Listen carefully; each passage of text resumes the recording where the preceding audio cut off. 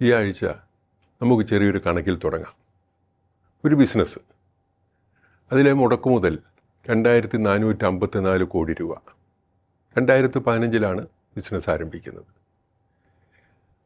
ആ 2454 കോടി രൂപ മുടക്കിയ കമ്പനി അവരുടെ ഷെയറിൻ്റെ 49% 13,000 കോടി രൂപയ്ക്ക് വിൽക്കുന്നു ഇപ്പോൾ. ഇത് ചെയ്യണമെങ്കിൽ ആ ബിസിനസ്സുകാരൻ അഡാനി ആയിരിക്കണം. അത് ചെയ്യണമെങ്കിൽ ആ സംസ്ഥാനം ഭരിക്കുന്ന മുഖ്യമന്ത്രി വി ഡി സതീശനായിരിക്കണം. എല്ലാം വ്യക്തമാണല്ലോ. വിഴിഞ്ഞം തുറമുഖത്തിൻ്റെ കഥ തന്നെയാണ്. അപ്പോൾ ഈ കണക്ക് വരുമ്പോൾ സ്വാഭാവികമായും വ്യവസ്ഥകളിലേക്കൊക്കെ ആളുകൾ നോക്കിയെന്നിരിക്കും. അപ്പോൾ സംസ്ഥാന ഗവൺമെൻറ്റിൻ്റെ അനുമതിയില്ലാതെ ഷെയർ കൊടുക്കാൻ പറ്റുമോ? ഇല്ല എന്ന് വളരെ വ്യക്തം. മുഖ്യമന്ത്രിക്കൊന്നും അറിയില്ല. അദ്ദേഹം അത് പത്രത്തിൽ നിന്നാണ് മനസ്സിലാക്കുന്നത്. ഇതൊക്കെ പറയുമ്പോൾ കേരളത്തിലെ മനുഷ്യർ, കേരളത്തിലെ സാമാന്യ ജനത എന്തു മനസ്സിലാക്കണം? ആരോടും പറയാതെ, ആരും അറിയാതെ രഹസ്യമായ ചാർട്ടേഡ് വിമാനത്തിലുള്ള യാത്ര. അവിടെ പോയി NDAയുടെ നേതാവും പല ബിസിനസ് സ്ഥാപനങ്ങളുടെ ഇടയ്ക്ക് നിൽക്കുന്ന ആളുകളുമായിട്ടുള്ള ചർച്ചകൾ, തിരിച്ചു വന്ന് മുഖ്യമന്ത്രി സ്ഥാനം ഏറ്റെടുത്തതിന് ശേഷം നടക്കുന്ന സംഭവങ്ങൾ ലോകത്ത് ആർക്കെങ്കിലും വിശ്വസിക്കാൻ കഴിയുമോ? MSC പോലെയുള്ളൊരു കമ്പനി 13,000 കോടി രൂപ കൃത്യമായ അറിവും ബോധ്യവുമില്ലാതെ ചെലവഴിക്കാൻ തയ്യാറാകുമെന്ന്? അങ്ങനെ അഡാനിയുമായിട്ടൊരു കമ്പനി കരാറ് വെക്കണമെങ്കിൽ അത് കൃത്യമായി നടക്കുമെന്നുള്ള ഉറപ്പും ബോധ്യവും ആ കമ്പനിക്കും അഡാനിക്കും ഉണ്ടാവണം. ആ ബോധ്യം അവർക്കുണ്ടാക്കി കൊടുക്കാൻ കഴിയുന്നത് കേരളത്തിലെ ഭരണകൂടത്തിന് മാത്രമാണ്. അതെങ്ങനെ വന്നു എന്ന് നമുക്ക് വളരെ വ്യക്തമാണ്, അതിൻ്റെ നാൾ വഴികൾ. കാരണം മുഖ്യമന്ത്രി സ്ഥാനം, ധനകാര്യമന്ത്രി സ്ഥാനം, തുറമുഖ വകുപ്പ്, നിയമവകുപ്പ് എല്ലാം കയ്യിലുണ്ട്. വളരെ കൃത്യമാണ് കാര്യങ്ങൾ. അപ്പോൾ ഹൈക്കമാൻഡ് ഇടപെടുന്നു. ഹൈക്കമാൻഡ് ഇടപെടുന്ന ആരാണ്? KC വേണുഗോപാലാണ്. ദീപസ്തംഭം, മഹാശ്ചര്യം, എനിക്കും കിട്ടണം പണം.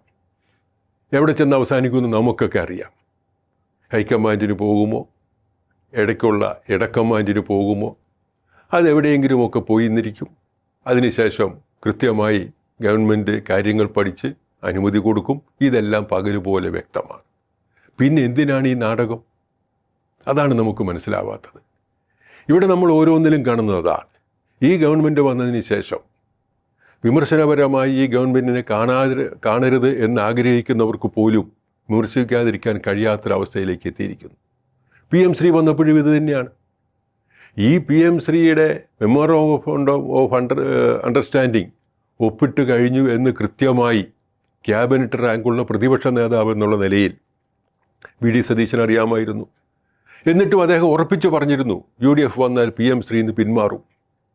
ഇപ്പോൾ MOU കഴിഞ്ഞാൽ അത് കരാറാകും എന്ന് പഠിപ്പിച്ചുകൊണ്ടിരിക്കുകയാണ് മന്ത്രിസഭ ഉപസമിതി. ഇത് നമ്മൾ നേരത്തെ പറഞ്ഞതായതുകൊണ്ട് ഞാൻ അതിലേക്ക് പോകുന്നില്ല. അപ്പോൾ ഒന്നിനു പുറകെ ഒന്നായി നമ്മൾ കാണുന്നത് കേരളത്തിലെ ജനങ്ങളുടെ മുന്നിൽ ഒരു പുകമറ സൃഷ്ടിക്കുന്നു. കേരളത്തിലെ ജനങ്ങളെ മൊത്തമായി ഒരുപോലെ വഞ്ചിക്കാനുള്ള ശ്രമങ്ങൾ നടക്കുന്നു. ഇവിടെ എല്ലാം ഒരാളിൽ അവസാനിക്കും. കഥയും തിരക്കഥയും സംഭാഷണവും സംവിധാനവും പ്രധാന റോളിൽ അഭിനയിക്കുന്നതും എല്ലാം പ്രധാനപ്പെട്ട ഒരൊറ്റയാൾ മാത്രമാണ്, സതീശൻ ദാമോദര മേനോൻ. അവാർഡ് കിട്ടുമെന്നുള്ളതിലൊരു സംശയവുമില്ല. കൃത്യമായ അഴിമതിയുടെ കഥകൾ തന്നെയാണ് കടന്നു വരുന്നത്. ഇത്തരം ഒരു കച്ചവടം ഗവൺമെൻറ് അംഗീകരിക്കുമെന്ന് ഉറപ്പില്ലാതെ ഏതെങ്കിലും ഒരു കമ്പനി, അത് തന്നെ ലോകത്തെ ഏറ്റവും വലിയ ഷിപ്പിംഗ് കമ്പനി, 13,000 കോടി രൂപ ഇവിടെ മുടക്കാൻ തയ്യാറാവും എന്ന് വിശ്വസിക്കാനും മാത്രം മണ്ടന്മാരാണ് കേരളത്തിലെ മനുഷ്യർ എന്ന് നമുക്ക് കരുതാൻ കഴിയുമോ? നമ്മുടെ മുഖ്യമന്ത്രിക്ക് ഇപ്പോഴത്തെ വിഷമം മുഴുവനും അതിഥി തൊഴിലാളികളാണ്. റിവേഴ്സ് റെമിറ്റൻസ് ആണ് അദ്ദേഹത്തിൻ്റെ പ്രശ്നം. എന്താണ് കാരണം? ഇവിടെ ജോലിക്ക് വരുന്ന അതിഥി തൊഴിലാളികൾ അവരുടെ പണം ഇവിടെ ചിലവാകാതെ അവരുടെ നാട്ടിലേക്ക് അയക്കുന്നു. ഇത് പറയുന്നത് കേരളത്തിൻ്റെ മുഖ്യമന്ത്രിയാണ്. ഈ ലോകത്തിൻ്റെ ഏതെല്ലാം കോണിൽ മനുഷ്യനുണ്ടോ അവിടെയെല്ലാം എത്തി ജോലി ചെയ്ത് പണം സമ്പാദിച്ച് നാട്ടിലേക്ക് അയക്കുന്ന മലയാളികളുടെ നാടിൻ്റെ മുഖ്യമന്ത്രിയാണ് ഇങ്ങനെ പറയുന്നത്. അങ്ങനെയാണെങ്കിൽ തന്നെ ഇന്ത്യ എന്ന് പറയുന്നൊരു രാജ്യം, ആ രാജ്യത്തിൻ്റെ ഏതെങ്കിലും ഭാഗത്തുള്ള മനുഷ്യർ ഇവിടെ വന്ന് അവരുടെ ചോരയും നീരും വിയർപ്പാക്കി അധ്വാനിച്ച് ഈ നാടിനെ പുനഃസൃഷ്ടിക്കാനുള്ള ശ്രമം നടത്തിയാൽ, അവർക്ക് പ്രതിഫലം കൊടുത്താൽ, അതിൻ്റെ ഗുണം അവരുടെ വീട്ടുകാർക്ക് കിട്ടിയാൽ, അത് തെറ്റാണെന്ന് കാണാൻ കഴിയുന്ന ഒരു ജനനേതാവിൻ്റെ വിശാലമായ വീക്ഷണത്തിനു മുന്നിൽ തലകുനിക്കാതിരിക്കാൻ കഴിയില്ല. നമ്മുടെ രാജ്യം ഏക പ്രത്യേകതകളുള്ളൊരു രാജ്യമാണ് ഇന്ത്യ. ലോകത്തിലെ ഏറ്റവും വലിയ ജനാധിപത്യ രാജ്യം. കൗതുകകരമായ കാഴ്ചകളും നമ്മളവിടെ കാണും. പുതിയ പാർലമെൻറ്റ് മന്ദിരം പണിത് കഴിഞ്ഞപ്പോൾ അതിൻ്റെ ഉദ്ഘാടനത്തിൻ്റെ സ്ഥലത്ത് ഈ പാർലമെൻറ്റിൻ്റെയൊക്കെ അധീപനായ ഇന്ത്യൻ പ്രസിഡന്റിനെ നമ്മൾ കണ്ടില്ല. അവിടെ പൂജാരികൾ കർമ്മങ്ങൾ നടത്തുന്നത് കണ്ടു.